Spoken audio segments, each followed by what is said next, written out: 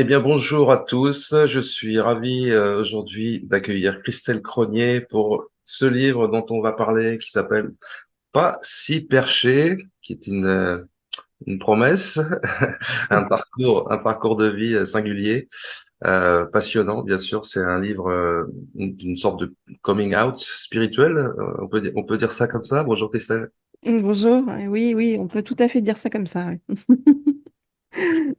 Donc ça démarre avec une expérience de mort imminente que tu as vécue à l'âge de 10 ans en fait, puis d'après ce qu'on comprend à la lecture du livre, c'est ça qui a ouvert chez toi un certain nombre de perceptions subtiles et tout un tas d'expériences avec l'invisible comme on dit, et Ouais.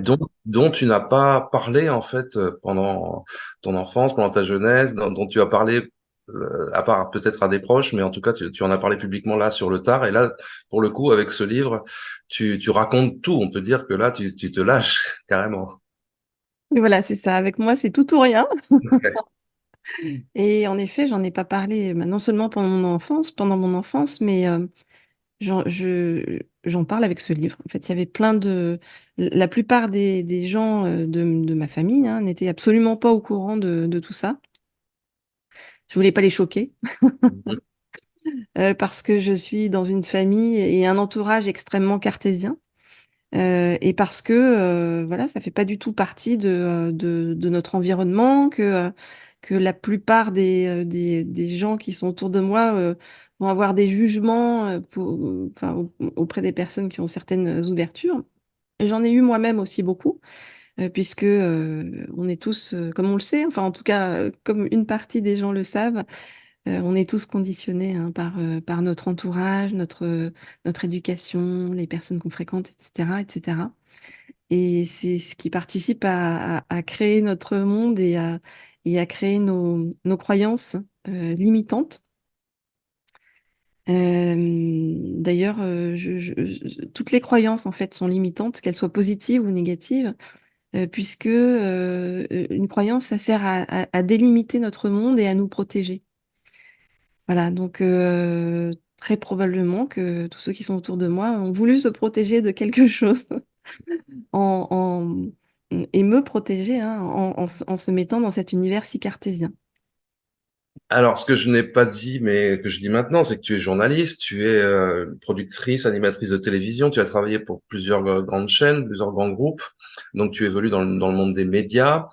C'est pareil, c'est un univers assez particulier. Il y a des gens qui sont ouverts à ça, d'autres qui sont très fermés.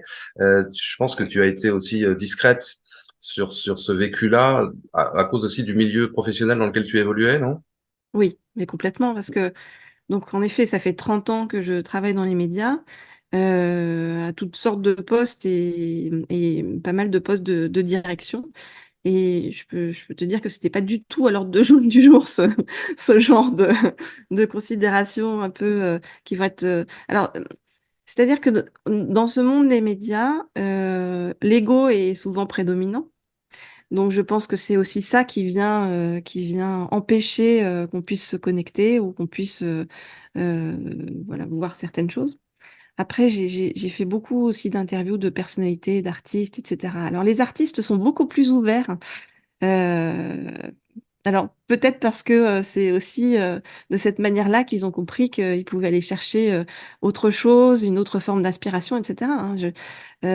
Voilà, les artistes sont beaucoup plus ouverts, mais par contre, dans les grosses chaînes, non, on est avec des personnes très carrées, très fermées, avec des certitudes très, Très arrêté. très Mhm. arrêtées sur la vie.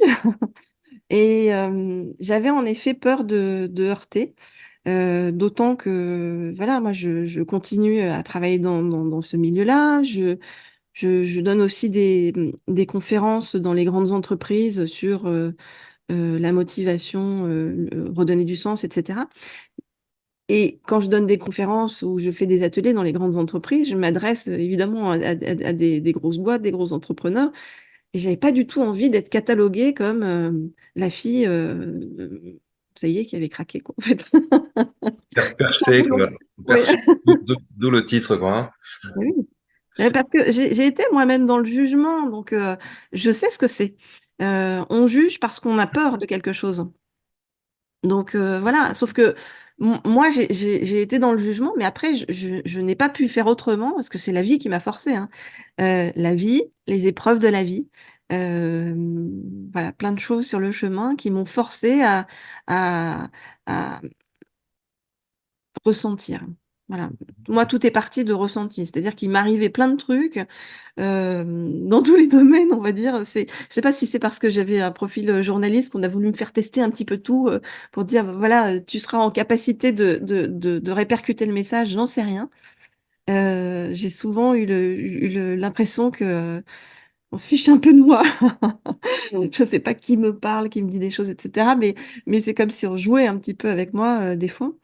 Ou qu'on se disait, ah bah ça y est, voilà, elle est prête, elle a compris, hop, on lui balance tout, quoi. Et en effet, on m'a balancé beaucoup, beaucoup de choses.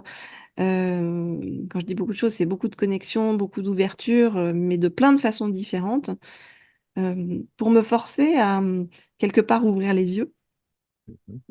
Et Et pour y compris le troisième. Ouais, c'est ça. Ah oui, oui. Le troisième œil, alors c'est drôle parce que le troisième œil il m'a souvent suivi au cours de ma vie parce que j'ai rarement eu des problèmes de santé, mais les seuls trucs que j'ai eu dans ma vie, c'est en effet cette EMI à l'âge de 10 ans. Ensuite, je me suis empalée au niveau du troisième œil Sur sur une table. sur la table de ma grand-mère quand j'étais, bah ça c'était même avant 10 ans, ça c'était vers l'âge de 5 ans.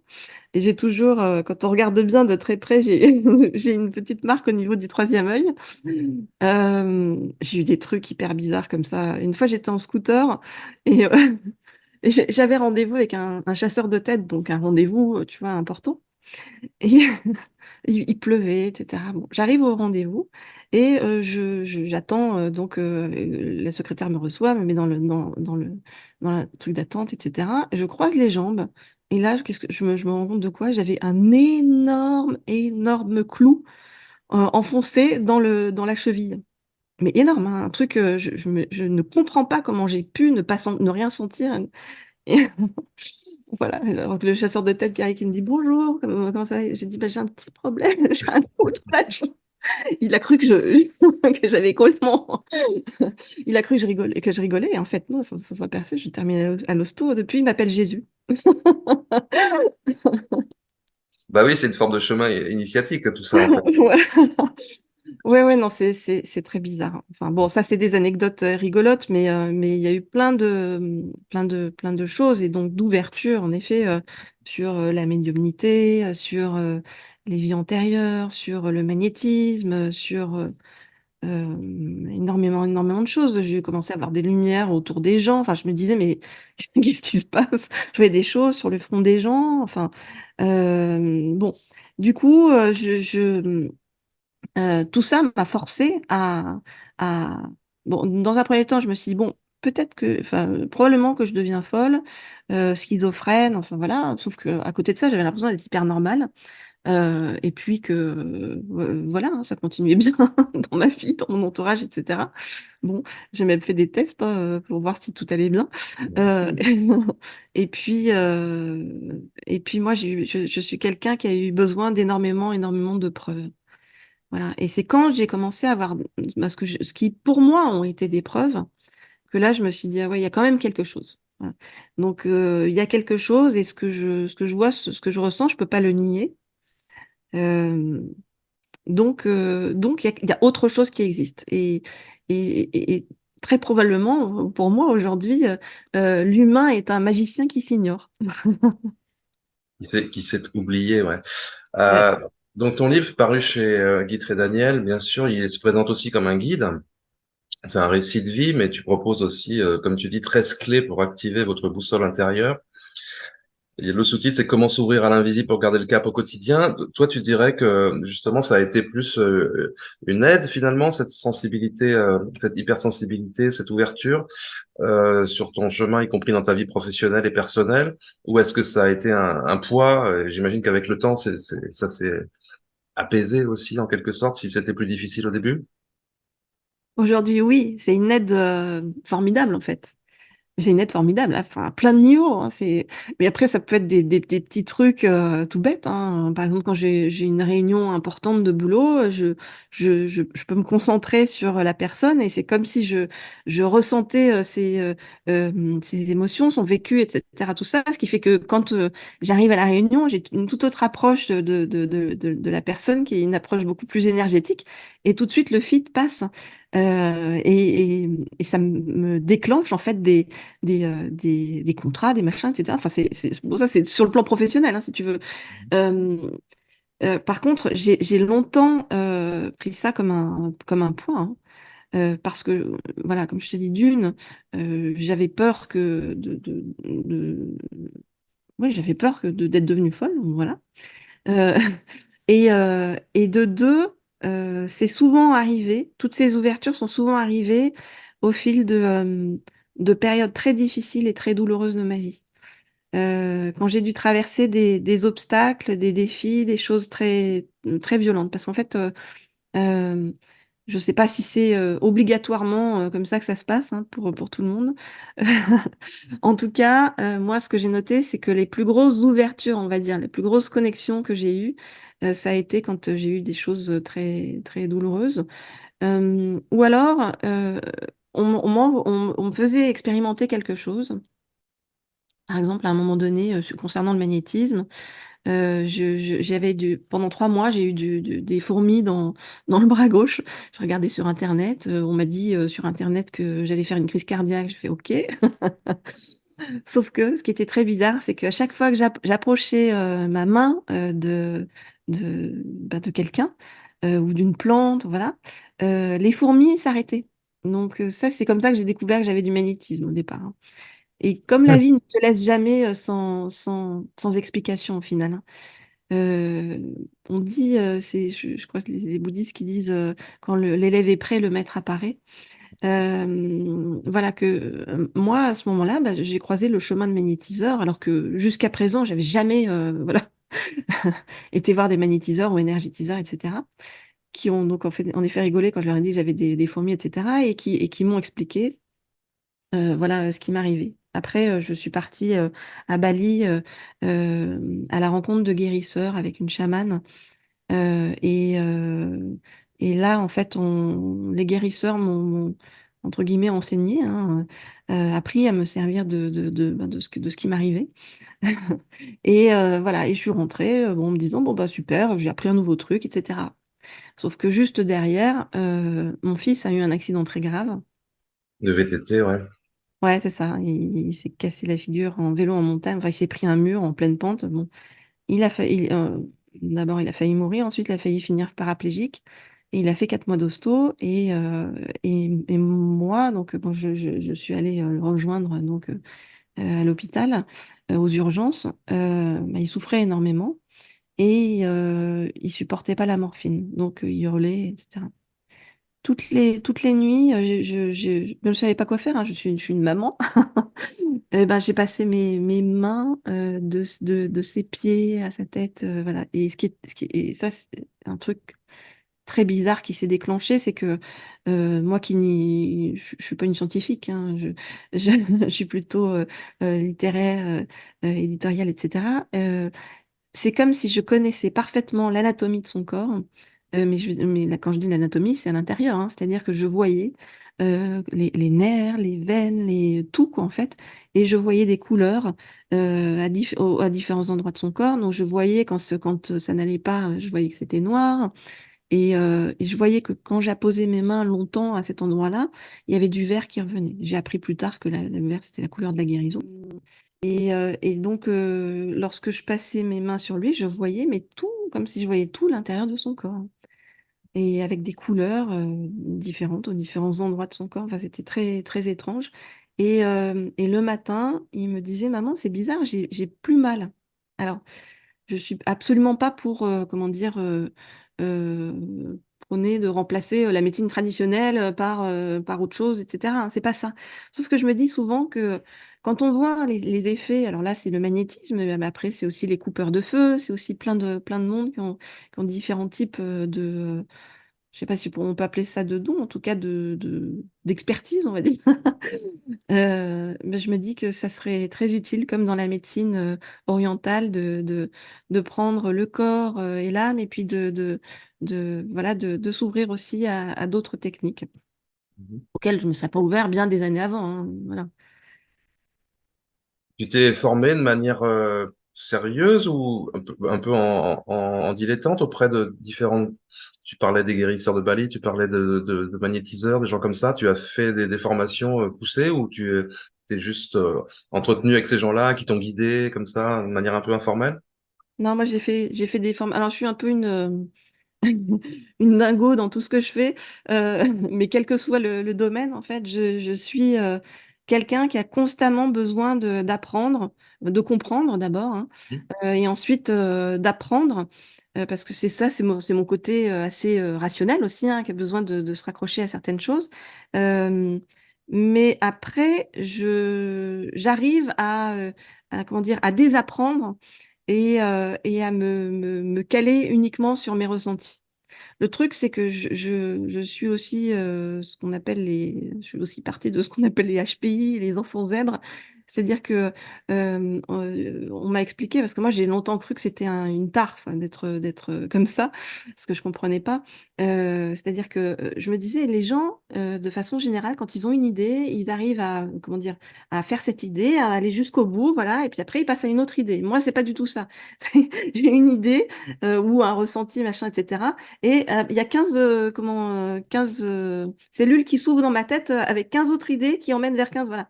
Et sur ces 15 autres idées, j'ai besoin d'apprendre. Donc j'ai appris, en effet, que ce soit magnétisme ou plein d'autres choses, hein. Après, j'ai fait beaucoup de chamanisme. Euh, Mhm. Qu'est-ce que j'ai fait? J'ai appris à faire comment, les bols aussi, tibétains. Euh, bon, les cartes, j'ai pas appris parce que c'est comme si... Ça aussi, ça c'est un truc bizarre, tu vois. Euh, c- et maintenant, je pense que on revient avec certaines... moi, je crois dans cette idée de karma qui fait que quand on revient dans cette vie, on doit... enfin, on est là pour travailler sur notre niveau de conscience. Et on revient avec ce qu'on a appris, entre guillemets, avant, quoi. Mhm. Et par exemple, tirer les cartes, je sais faire ça, mais alors que je n'ai jamais appris de ma vie pour le coup. Mais c'est quelque chose qui est extrêmement simple pour moi, parce que c'est comme si les cartes me parlaient et j'arrivais à voir une sorte de carte ou de plan de la vie de la personne.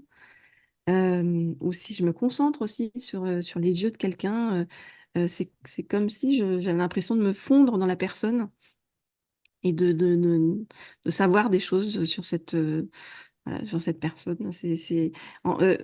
Aujourd'hui, j'aide beaucoup de coachs, enfin, je coach, pardon, beaucoup de grands entrepreneurs, etc., sur comment libérer son intuition et Mhm. son sixième sens et son intelligence émotionnelle au service, tu vois, de son leadership. Ou voilà. Donc, c'est comment arriver à transformer bah, des ressentis et des choses que tu vis. Ah, t'as mon chat derrière qui est... Ouais, t'as vu ça. Voilà, c'est ça. Alors Attends. c'est marrant parce que ah ouais, il a pas le droit. Si, si, il a le droit, mais il va faire du boucan. Ça va pour l'instant. Ça va? Tu parlais de HPI, donc au potentiel intellectuel. Dans ta conclusion, tu parles de HPE, Oui, hein, au pardon, potentiel émotionnel. c'est ça. C'est deux choses différentes, c'est lié aussi. On est plus sur HPE. On est plus sur HPE. Ouais. Ouais. Oui, c'est HPE. C'est c'est des ressentis. Tu me dis si ça fait du bruit, mon chat, je vais le... Ça va, on t'entend bien. Euh, on est plus sur des ressentis où bah, là où d'autres personnes prendraient les choses, je dis puissance 10, moi je les prends puissance 400. Alors c'est à la fois une qualité, je dirais, et un défaut, hein. Alors moi je l'ai longtemps pris pour un défaut parce que je me disais mais ça te rend la vie invivable. Euh, Parce que tu as une hypersensibilité qui fait que tu fais attention à tout, quoi, en fait, hein. Et la réalité, c'est qu'aujourd'hui, cette hypersensibilité me sert énormément parce que j'arrive très facilement à cerner les gens. Bon, outre toutes ces connexions, comme je te dis, médiumniques, etc., qui sont venues se greffer. Mais il y a déjà ça aussi à la base, hein. Si on revient justement sur ton expérience de mort imminente que tu as vécue à l'âge de 10 ans, donc dans le livre, tu en dis pas grand-chose en fait. C'est un petit peu frustrant pour moi qui m'intéresse beaucoup à ce sujet-là, mais j'espère que tu vas nous en dire un petit peu plus là. Tu es donc, c'est le lendemain d'une fête de mariage, je crois, hein. Dans la nuit, finalement, tu fais une espèce de malaise et on te retrouve le matin inconsciente. Mm. Ta maman, ton frère d'abord et ta maman te retrouvent inconsciente dans ton lit. Mais tu respires à ce moment-là, tu n'es pas en arrêt cardio-respiratoire. Tu es inconsciente, c'est ça? Oui. Alors, je saurais pas te dire. Tu sais pas Euh, exactement ce qui s'est non, passé. parce que les médecins m'ont dit que je m'étais arrêtée de respirer. Mhm.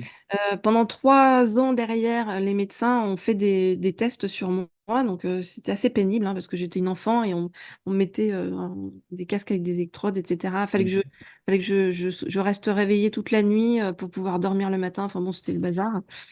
Pour qu'ils puissent analyser mon On cerveau. soupçonnait un problème au cerveau, c'est ça, ouais. Là, ils voulaient analyser ce qui se passait dans mon cerveau. Pourquoi est-ce que j'avais eu ça, en fait, hein. Ils n'ont Mhm. rien trouvé. Bon, écoute. Donc Euh, l'épisode de l'EMI proprement dit, donc dans le livre, tu dis que tu as vu le tunnel, tu as vu quelque chose, enfin, le tunnel plutôt sombre, et tu arrives dans la lumière, et il y a le ressenti d'amour inconditionnel. Donc ça, effectivement, c'est commun aux autres expériences. Est-ce que tu as un petit peu plus de choses à dire là-dessus, sur ce que tu as vécu à ce moment-là, en termes de vision, de rencontre, ou est-ce que c'est quelque chose que tu préfères garder peut-être secret, ou tu n'as pas vécu plus que ça finalement? En fait, le ressenti principal que j'ai, au-delà de la lumière, etc., c'est ce sentiment d'interconnexion avec tout le monde. Mais ça, c'est un truc de fou, en fait, hein. À chaque fois que je parle de ça, je ferme les yeux parce que c'est comme si ça me reconnectait à ça. Et vraiment ce sentiment que on n'est pas séparés, quoi. Je sais pas comment te dire, mais euh, euh, et du coup de se dire mais on est tellement bêtes, nous tous, hein, ici avec notre ego basique, notre volonté de compétition, notre volonté parfois d'écraser l'autre, etc., etc. Enfin, moi, j'ai plus tous ces trucs-là parce que c'est des choses que j'ai comprises sur le chemin. Mais je sais que voilà, hein, c'est la base de l'être humain. Euh, alors que si on savait qu'on est tous, j'allais dire unis. Oui, relié, ouais, ouais, j'ai écrit un Oh, bouquin qui s'appelle comme ça avec Romuald de Terrier. Tout voilà. est relié, donc je vois bien de quoi tu parles. Mais est-ce que avec le recul, tu trouves qu'il y a un sens au fait aussi d'avoir un ego qui nous donne la sensation d'être coupé du reste, des autres, de l'environnement, de la nature, du cosmos, tout ça? Est-ce que ça a du sens finalement ça, ou est-ce que c'est juste finalement un défaut de fabrication, quoi? Alors, d'abord, il y a deux types d'ego. Il y a l'ego, bon, voilà, l'ego tel qu'on l'entend, qui est quand même quelque chose de pas top, hein. On voit bien quand on veut se mettre en avant que voilà, c'est moi, c'est moi, c'est moi, c'est moi, hein. Il y a cet ego-là. Et puis, il y a l'autre ego qui est un ego positif où on doit apprendre à prendre soin de soi, à se remplir soi-même de bonnes choses et d'énergie positive pour pouvoir être en capacité de la repartager ensuite avec les autres. Donc ça, c'est première chose. Et deuxième chose, je pense, ma théorie aujourd'hui, hein, après tout ce que j'ai vécu et traversé, c'est je pense vraiment que on arrive ici avec, on nous fait croire qu'en fait on est un individu, alors que voilà, il y a cette notion de, on est la petite vague parmi l'océan et finalement on est l'océan. C'est Khalil Gibran aussi qui disait ça. Euh, bon. C'est très intéressant. Et en fait, si tu veux, on est là pour s'élever en niveau de conscience. Donc finalement, on est là pour faire un travail et arriver à comprendre que cette forme d'ego-là n'est pas la forme juste. Et bêtement, hein, je vais te dire à ça avec des mots, parce que quand on parle d'amour inconditionnel, de machin, etc., forcément, tout le monde te rigole à la figure parce que c'est des mots qui semblent complètement dans le monde des bisounours. Mais moi, je l'ai aussi expérimenté ça d'une autre manière. Euh, je crois vraiment que toute notre vie, on doit réapprendre que on est relié et que finalement, il y a toute cette forme d'amour qui est entre nous tous. Et le fait de devoir réapprendre et donc de réapprendre que l'ego est une, comment dire, une aide au départ pour nous faire comprendre, hein, c'est comme la dualité des choses, que la dualité des choses n'existe pas. Voilà. Et on nous confronte à la dualité pour nous faire comprendre qu'il faut dépasser cette dualité. Moi, je crois beaucoup à ça. Euh, et tu vois, ma meilleure amie est morte quand elle avait comment on appelle ça, une tumeur au cerveau. Et quand elle est décédée, j'étais dans une chaîne de télé, donc je travaillais dans une chaîne de télé, un truc très sérieux. J'étais devant mon ordinateur, j'avais mon téléphone posé à côté de moi. Et mon téléphone s'est mis à jouer une musique que je ne connaissais pas, hein. Pour moi, ça reste des trucs de fou, ça, à chaque fois, parce que ça m'arrivait pas mal d'autres fois après. Tu vois, j'étais quand même dans une rédac et tout, un cadre très sérieux. Et en substance, cette musique-là que j'ai retrouvée plus tard d'un certain Randy Newman disait Love is the only answer. Bon, et L'amour est la seule réponse. c'est ça. Si tu veux, comme je suis quand même connectée, je me suis dit, elle est morte. Tout de suite, quand j'ai entendu cette musique-là, je ne sais pas pourquoi, je me suis dit, elle est morte. Et en effet, peut-être 2 minutes après, j'avais son mari qui m'appelait pour me dire qu'elle venait de mourir. Et tu Et lui avais demandé un signe, enfin, vous vous étiez mise d'accord. oui, ça c'est encore autre chose, mais pour te dire que là déjà, dans un premier temps, c'est comme si elle me faisait passer un message en me disant finalement, quelque part, t'emmerdes pas, la seule chose importante, c'est l'amour. Tu vois? Et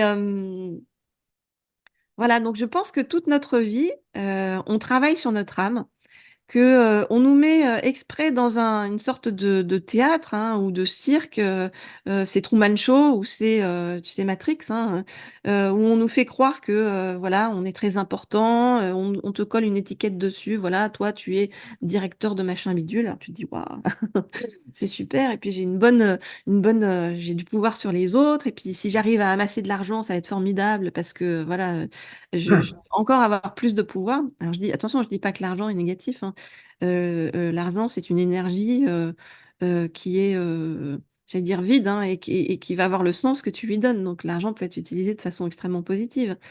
Mais ce qu'il faut, je pense, comprendre, c'est qu'au-delà que les possessions matérielles, quelles qu'elles soient, en fait, euh, doivent être en effet utilisées de façon positive et ne doivent pas nous retarder dans notre voyage vers la paix, vers le sacré, vers comprendre qui on est et quelle est, entre guillemets, alors, notre mission. Alors ça, c'est un grand mot, la mission, mais la mission en soi, je pense, pour chacun, c'est la même, c'est-à-dire évoluer en niveau d'âme. Après, on n'a pas tous le même niveau d'âme en fonction de notre vécu, de nos expériences, du nombre de fois où on est revenu dans ce monde cruel.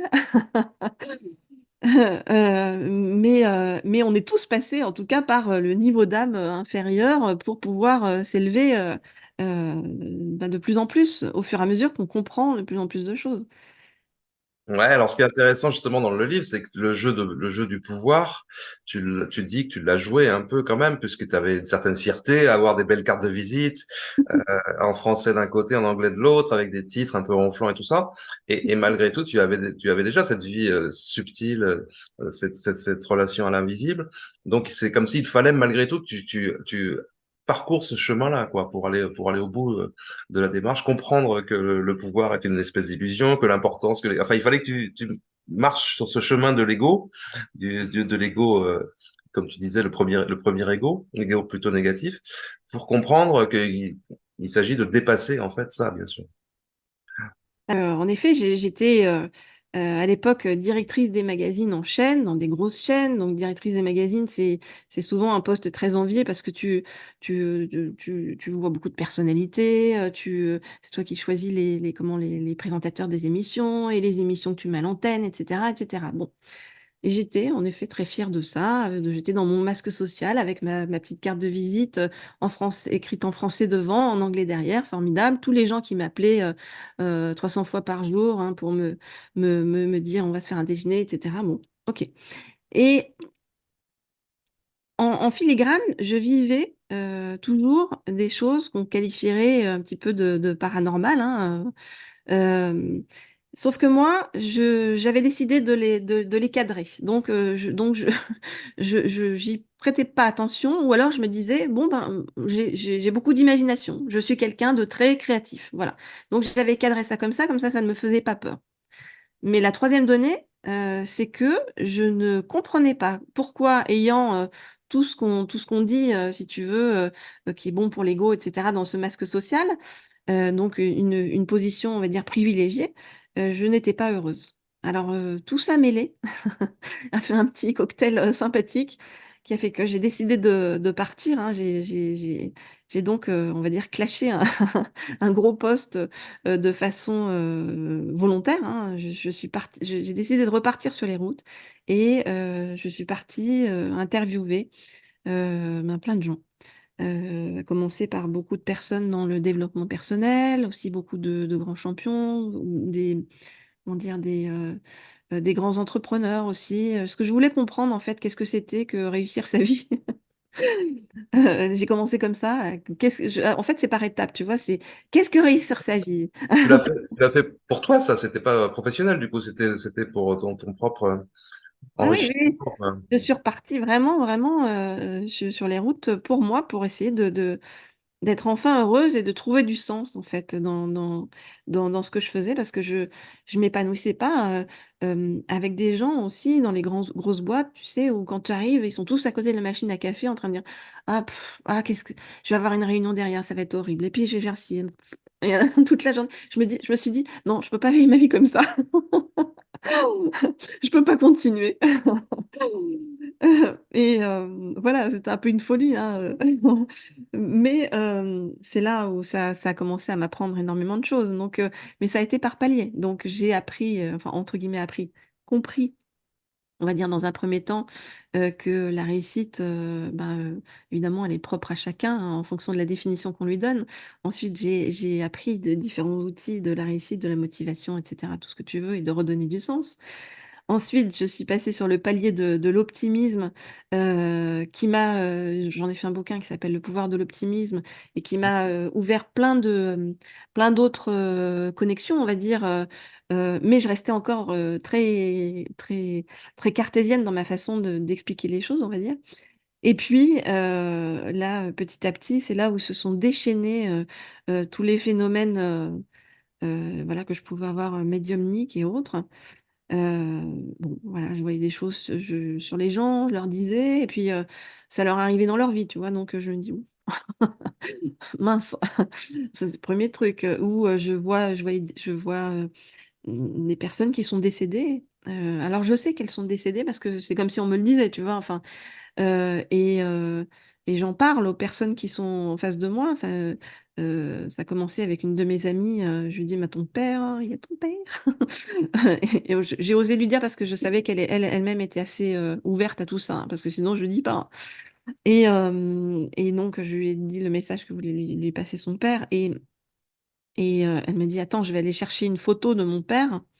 Elle est allée à la cave chercher une photo et c'est là où moi je me suis dit, ouh là là, ouais, en effet, c'est la personne que j'ai vue dans ma tête. C'était un truc de fou pour moi. Parce que si tu veux, pour moi, c'était des preuves que je n'affabulais pas en fait, et que c'était pas le fruit de mon imagination.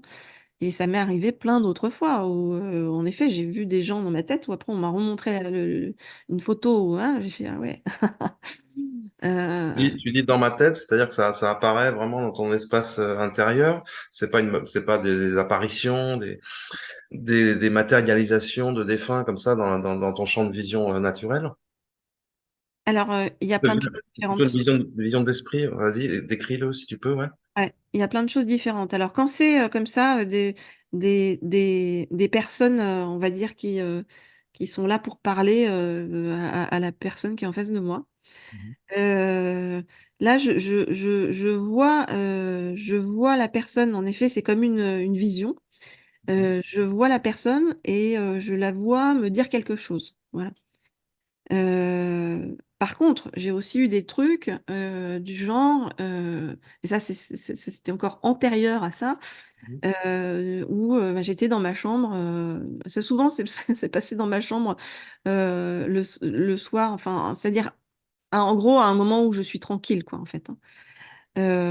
Mais la première fois, c'est dans ma chambre, j'ai vu passer quelqu'un à côté de mon lit, mais là, je l'ai vu passer, c'est pas une vision, hein, c'est comme si tu passais à côté de mon lit. Hein. Là, là, ça a été très flippant pour moi. Hein.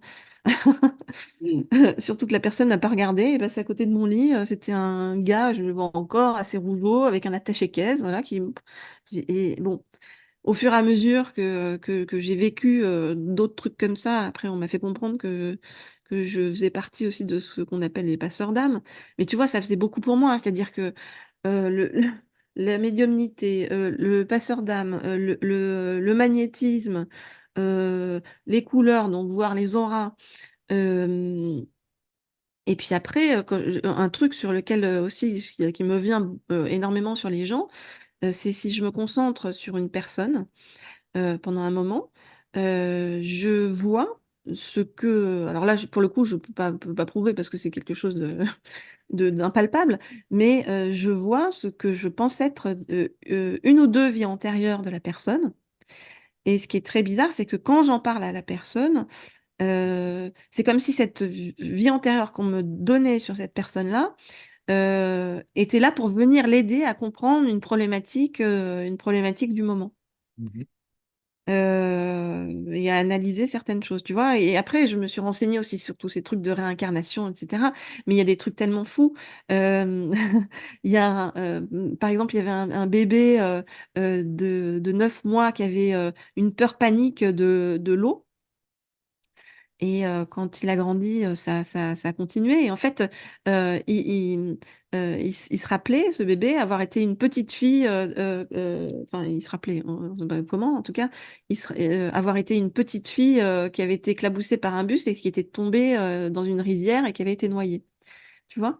Et, et donc, quand quelqu'un a une problématique, c'est comme si je captais quelque chose. Mhm. Tu vois, je fais le parallèle j'aurais pu capter pour quelqu'un comme ça ce parallèle avec voilà, de la petite qui est tombée dans la rizière, qui fait qu'après, ça te permet de vivre ta vie autrement. Tout ça, ça te permet Tu me demandais tout à l'heure à quoi ça me servait, moi aussi, hein, et à quoi ça peut servir aux gens, surtout, parce que c'est ce que j'ai voulu faire dans le livre avec ces 13 clés, c'est d'expliquer que même si, et moi c'est ce qui m'est arrivé, quand tout ça nous arrive, on se retrouve complètement démunis, puis on est dans une société qui n'est pas faite pour ça, hein, donc concrètement. Euh, mais je voudrais faire comprendre aux gens qu'il ne faut pas en avoir peur. Au contraire, c'est bien d'être dans l'accueil et d'accepter aussi de mettre un petit peu de temps en temps son mental en veille, en fait, euh, en pause. Plutôt et voilà d'accepter de se laisser traverser par tout ça parce qu'après ça peut être une véritable aide et ça l'est hein, énormément. Alors là je te citais des trucs très concrets tout à l'heure sur sur une réunion enfin avant les réunions quand je me concentre sur quelqu'un, mais il y a plein de signes aussi de la vie auxquels on ne fait pas attention. Quand on bosse dans des grosses entreprises, qu'on est finalement ultra formaté, que voilà, on est dans le stress ambiant, etc. On n'est pas en capacité d'être dans l'accueil. Donc, on n'est pas en capacité de se rendre compte que finalement, ta réponse, elle est autour de toi. Il y a tel ou tel signe qui va t'arriver parce que tu vas entendre la conversation de quelqu'un et que ça va répondre à une de tes questions, parce qu'il y a une image qui va te passer devant les yeux et que voilà, et que ça sera en rapport avec une problématique que tu te poses. Parce il y a aussi énormément de symbolique dans tout ce qu'on voit, que ce soit les chiffres, les heures miroirs, les, moi, je me suis aperçue de ça là, au départ, quand ça a commencé à s'ouvrir aussi. Je voyais des animaux sur les gens. Et j'ai compris, bien sûr, après avoir fait beaucoup de chamanisme, etc., j'ai compris qu'il s'agissait d'animaux totems et que ça venait nous dire quelque chose sur les gens. C'était très drôle des fois. Des animaux de Euh, pouvoir, ouais. Mais alors là, les gens qui nous écoutent, ils doivent se dire, OK, elle nous encourage à ouvrir nos antennes, tout ça, pour que chacun vive des choses qui vont les guider et tout, mais ils ont certainement aussi l'idée de te consulter. Est-ce que c'est quelque chose que tu fais? Est-ce qu'on peut te faire appel à toi? Ou est-ce que tu fais ça juste pour des amis, pour des proches? Et outre le coaching dont tu parlais tout à l'heure pour des chefs d'entreprise? Je coach beaucoup de gens. Alors essentiellement, c'est vrai, des grands entrepreneurs, des CEO, des managers, etc., sur comment utiliser leur intelligence émotionnelle et développer leur intuition. Mais je commence à coacher aussi, là c'est quelque chose qui s'est ouvert, hein, tu vois, de plus en plus, des gens du quotidien, en fait, qui me demandent de leur apprendre à se mettre en capacité à s'ouvrir justement à cet invisible, à développer ce qu'on a tous en nous, hein, parce que euh, je, pour moi, c'est pas ce qu'on appelle des dons. Je pense qu'on a tous ça, mais qu'on s'est tous refermés à ça quand on arrive ici sur cette terre et que voilà, hein, tout l'entourage et tout ce qui est autour ne nous pousse pas à ça, hein. Et bien au contraire, nous en éloigne. Il y a qu'à voir les enfants. Il y a énormément d'enfants qui ont les antennes ouvertes, hein. Quand les enfants vous disent ah, j'ai peur parce que je vois tel truc dans ma chambre, voilà, on leur dit euh, arrête tes conneries. Et même toi, en tant que maman, tu l'as dit, tu t'en excuses dans le livre auprès de ton fils, mais effectivement, le réflexe, Ouais. c'est d'être hyper rationnel et de dire, mais non, il n'y a rien, quoi, hein. Ouais. Ouais, j'ai un de mes fils qui est très connecté et je m'en étais pas aperçue parce que moi-même j'étais très fermée à l'époque. Donc bon. Alors, on te consulte, faut passer par ton site internet, comment on fait? Si les gens veulent te contacter, c'est possible. Alors bah, sur LinkedIn, on peut me contacter sur LinkedIn. Hein.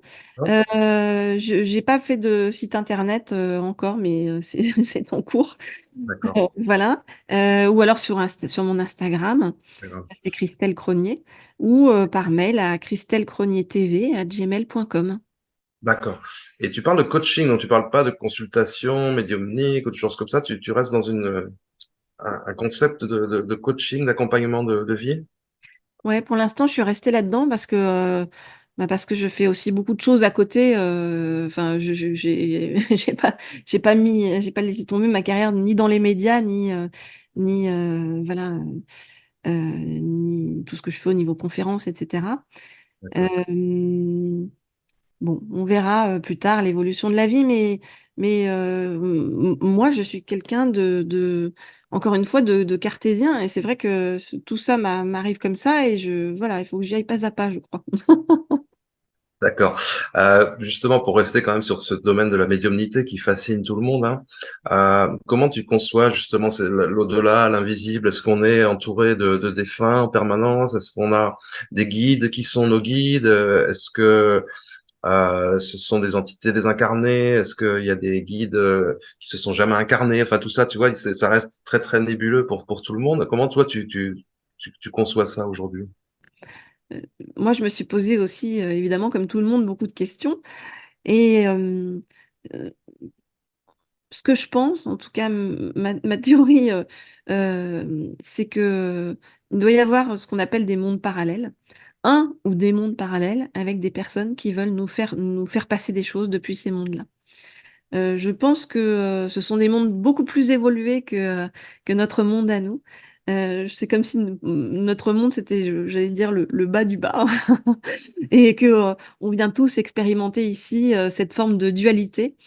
Voilà, et après, pour être en capacité de s'élever. Mhm. Donc, je crois beaucoup à ça. Et ensuite, il y a autre chose aussi que j'ai découvert sur le chemin, hein, toujours par le biais des ressentis, etc. C'est ce qu'on appelle la bibliothèque akashique. Je connaissais même pas le mot, hein, pour te dire. Ouais, Euh, ça vient de l'ésotérisme qu'il a emprunté à l'hindouisme, ouais, les fameuses annales akashiques aussi, ouais. ouais, qui serait en fait une sorte de bibliothèque géante sur tous les êtres humains vivants ou ayant vécu, hein. Et pourquoi je te dis que moi je crois à ça? Parce qu'il m'est arrivé hein, des trucs trop bizarres. Encore. Je faisais beaucoup d'interviews de personnalité, donc comme je t'ai dit, dans ma vie concrète, quoi.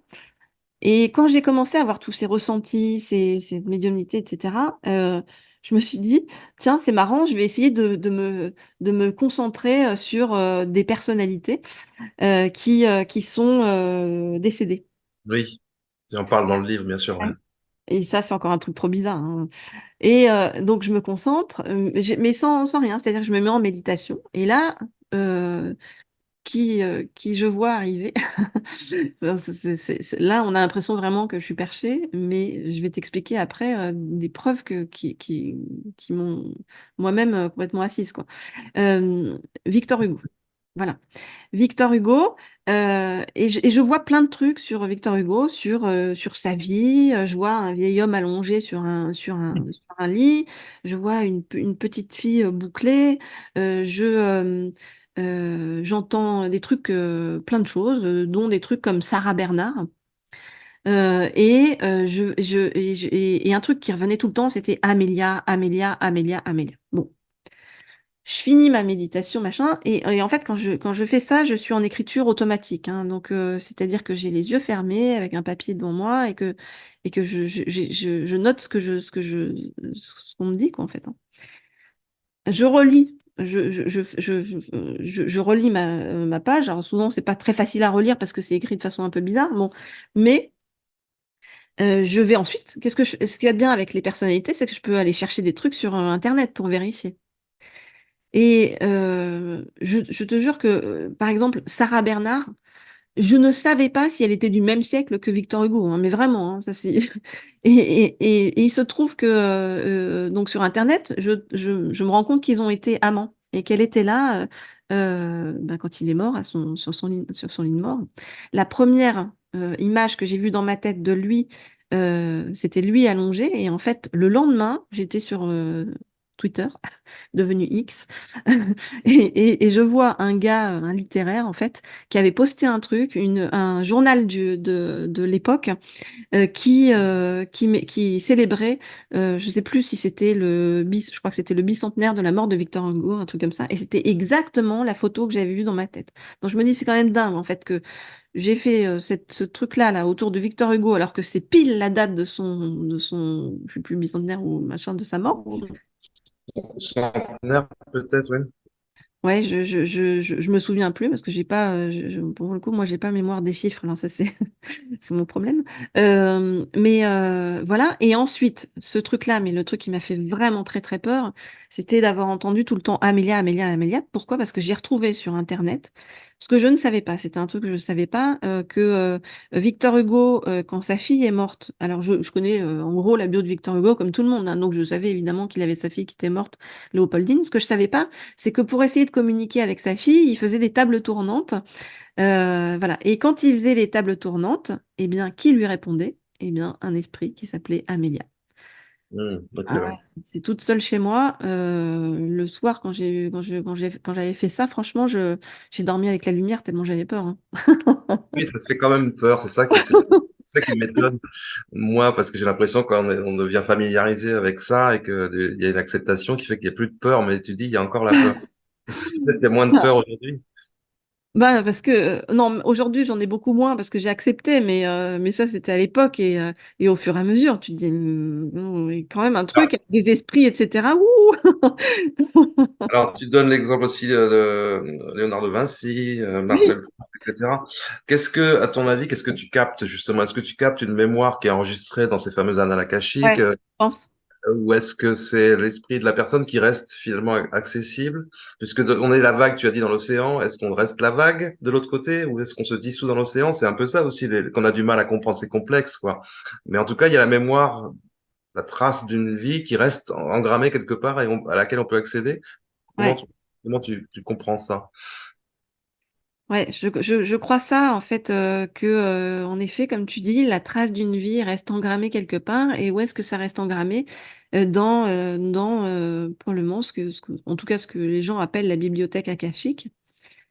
Et je pense que quand je me suis connectée comme ça, de façon volontaire, eh bien, je suis allée chercher tout simplement des trucs dans la bibliothèque akashique. Mais ce qui est drôle, parce qu'après, je l'ai fait sur d'autres personnalités, en effet. Et ce qui est encore plus fou, c'est que quand j'ai vu ce truc-là, Amélia, là, sur Victor Hugo, eh bien, je me suis rendu compte en même temps, parce que c'était dit sur Internet, hein, que Victor Hugo, donc, lui, avait fait ça, d'essayer de se mettre en lien avec ben, des gens aussi décédés et connus de son époque, quoi, en fait. Je me dis, c'est fou, quoi, en fait, que moi, je me mette à faire ça de façon instinctive, que je commence par Victor Hugo pile à une date précise et qu'en plus, lui ait fait ça en son époque, quoi, en fait. Ce qui est dingue, en plus, c'est que quand je me concentre sur des personnes comme ça, on va pas me donner des éléments de biographie, j'ai envie de te dire, comme si c'était un Wikipédia avec des moments de sa vie. Non, on va me montrer en fait des moments très précis, mais comme si la personne est en train de le vivre en fait ce moment-là. Donc, je peux voir des trucs quand il est petit, par exemple, j'avais fait sur Proust aussi, et je l'avais vu avec son frère petit. Tu vois, je vois plein de choses où j'entends des choses qu'on est en train de leur dire. Sur Victor Hugo, j'entendais Victor au tableau, tu vois, et je le voyais stressé par rapport à un truc de maths. Après, j'ai vu qu'en effet, il détestait ça. Enfin, tu vois, c'est ultra vivant. Donc finalement, c'est des cours d'histoire pour moi qui m'apprennent plein de choses et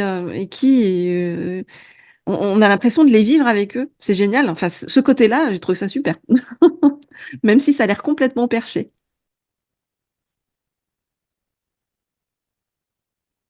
Génial, c'est pas si perché et c'est passionnant. Merci infiniment, Christelle. Merci beaucoup. J'encourage tout le monde à lire ton livre, Pas si perché, Guitry Daniel, éditeur. Et merci à tous de nous avoir suivis. Au plaisir de te reparler. À bientôt. À bientôt.